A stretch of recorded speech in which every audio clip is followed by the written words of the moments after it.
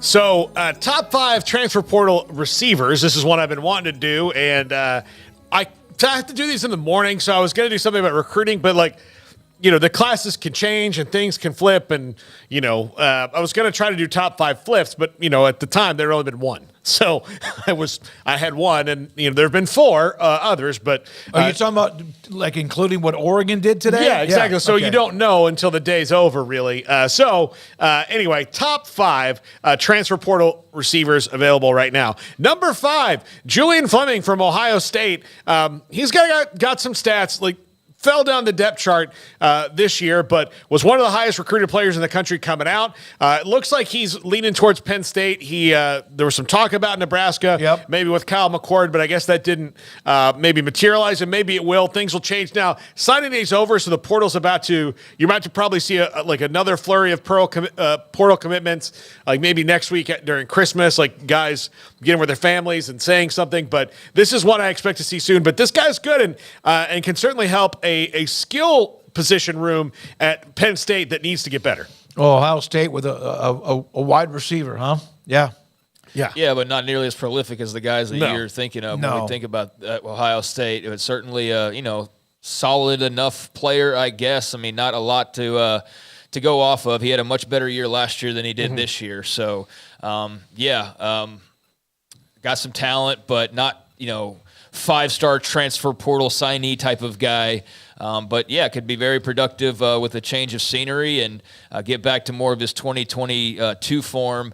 Then you're talking about a guy who can get you a handful of touchdowns, 500 yards. That's what he's about maxed out at. Maybe he could be more somewhere else. Yeah, absolutely. Number 4, a freshman who we've seen a little bit of, but Utah's Mikey Matthews is in the portal. This one kind of surprised me a little bit because, for the most part, Kyle Whittingham kind of holds on to his guys, but and he does really well in the portal. You look at their signing day, Utah's signing day is very nondescript overall, but it seems like it'll probably work out for Kyle Whittingham. It always does. But Mikey Matthews, an interesting one, a young guy, a lot of speed, someone highly thought of there at Utah, and one that I think could be a sneaky good ad for a team. Although you haven't seen much of him, he was still really highly thought of there for the Utes.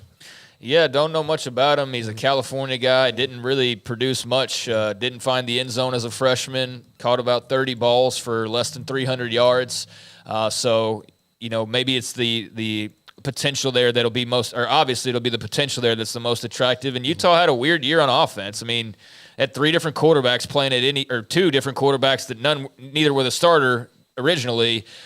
Between Nate Johnson and Bryson Barnes. Yeah. So, they didn't have Cam Rising out there throwing passes around, or his numbers would probably, and all the receivers would have looked a lot different. But with Cam Rising coming back, that's a little surprising. You'd think that would be an appealing factor to remain where you are rather than pick up and move along. But then again, like we were just talking about, who the heck knows? He could have a sick grandma. He could have a bag waiting for him in Los Angeles or something. He could have any number of reasons to be heading out, so who knows? But it's not a huge loss for Utah based on just the production up to this point. Yep. Number 3, Colbie Young out of Miami.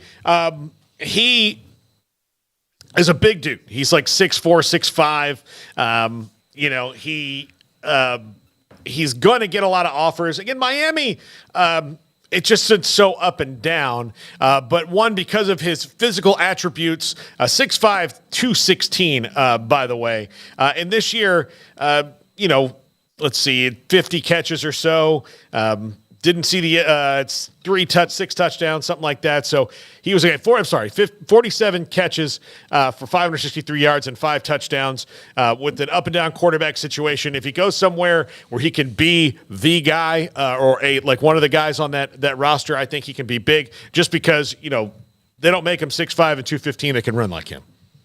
He's a big dude. So if you're looking for size at wide receiver, then he is definitely up your alley. He's originally a JUCO guy and played for a couple of years there with the U and had pretty similar seasons, 500-ish yards, a handful of touchdowns, kind of like we were talking about the previous entry. But, 6'5", 215 has got to be appealing to somebody. I'm not sure exactly about his speed. I won't pretend to. But he put up productive numbers and found the end zone quite a bit. So, I'm sure there's plenty of teams calling, and there are definitely teams like Georgia calling him based on what's already reportedly out there. I think Florida State might also be in on him, or one of the teams that maybe showed some interest. But I know Georgia was somebody I saw for sure that had been on him. So that tells you something right there when you got teams like that are pursuing you in the portal. Yep. Number 2, and now we get to the ones who've been the most productive. LaJohntay Wester. This is a guy who had 108 catches this year. Absolute, just catch, volume guy. I mean, that's 9 receptions a game that he averaged, and was fantastic for FAU. And really, someone's going to get a ton of attention. I think Auburn for him is probably going to make the biggest push. And Gus Malzahn had a really nice signing day. Not Gus Malzahn, gosh. Hugh Freeze had a really nice signing day for Gus did too. I mean, for UCF standards. Yeah, he did. They both did. Although Gus, might as well get it on this guy as well. But I do think it's going to be probably an SEC team for LaJohntay Wester, but someone that maybe people don't know about. But 108 receptions is nothing to sneeze at. Yeah, I mean, means he's got good hands. Yeah, I mean, he can play inside, he can play outside. Really productive, as you mentioned, 1,100 plus yards. I mean, that's nothing to sneeze at, and close to double-digit touchdowns receiving as well. So that's impressive, and definitely something that plays into the reason why he's got all the offers that he's already got. I mean, you mentioned Auburn, but I know Arkansas offered. I know Kansas State offered this week.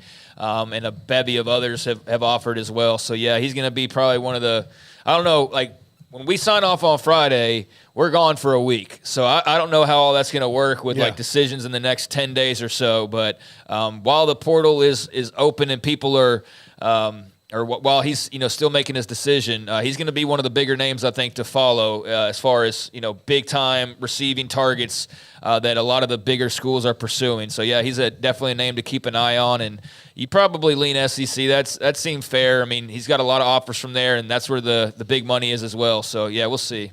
At number 1, and I said it when he went in the portal, this is this year's Keon Coleman, in that he will be an instant impact and a stud wherever he goes. He was not used properly.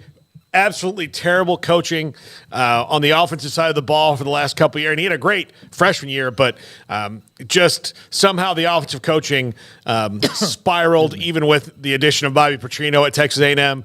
And Evan Stewart was not highlighted in that offense near enough. Look, I know they went through 3 quarterbacks.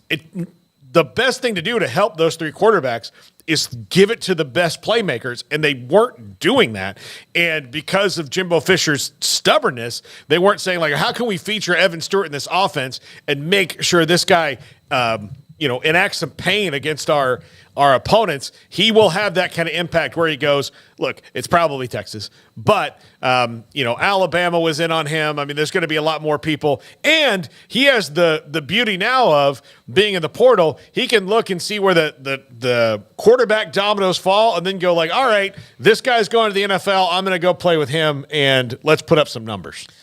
Yeah, I just hope for his sake, wherever he goes, he actually produces at the level that the expectations are at for him, based on his recruitment originally, because it's been a little quiet versus what you'd expect from a big-time 5-star type wide receiver, right? And you pointed out the reasons as to why. I mean, just offensive inefficiency, quarterback issues, just the offense being the weird situation that it was with a guy like Jimbo Fisher. I mean, not to say that he had bad production by any means. I just think of more of him as a 1,000-yard, 8, 9, 10, 11 touchdown catch type of guy, and he hasn't even reached 700 yards in his first 2 seasons. I mean, you can have 500 plus and a couple touchdowns, and that's respectable, but I just think, and I think he would probably think he's better than that, right? So we're talking about at the top of these lists, and especially when you're talking about all the talented players that are in the transfer portal, that's lofty expectations. I'm sure he'll embrace it.